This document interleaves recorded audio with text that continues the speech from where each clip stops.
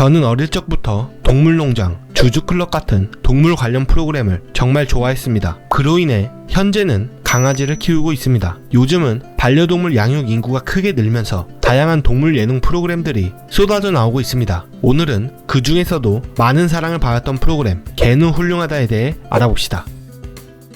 2019년에 첫 방송된 개는 훌륭하다는 훈련사 강영욱, 방송인 이경규, 배우 이유비가 출연한 KBS의 대표 반려견 예능 프로그램입니다. 단순히 귀여운 강아지를 보여주는 예능이 아니라 문제 행동을 보이는 반려견의 행동을 관찰하고 훈련과 교정을 통해 개선해가는 구조를 가지고 있습니다. 보호자와 반려견의 관계를 돌아보게 만들고 강영욱의 날카로운 분석과 솔직한 조언을 통해 문제 해결 과정을 그려내가는 일종의 교육 예능이자 생활 밀착형 콘텐츠였습니다. 저 역시 처음 강아지를 데려왔을 때 많은 도움을 받았던 프로그램이기도 합니다. 하지만 단순한 힐링 프로그램은 아니었습니다. 사람의 손가락을 절단시키거나 뼈를 부러뜨리는 등 실제로 사고를 낸 반려견들이 등장하기도 했고 보호자의 손에 감당되지 않는 맹견도 종종 출연했습니다. 그럴 때마다 강영욱은 단호하고 때로는 강압적인 훈련 방식을 통해 문제 해결에 나섰습니다. 일부 시청자들은 이런 강압적인 방식에 대해 비판을 제기했지만 강영욱은 내가 피를 보는 한이 있어도 보호자와 반려견이 안전하게 살 수 있도록 돕겠다며 확고한 신념을 밝혔습니다. 특히 목줄 훈련조차 되지 않은 개나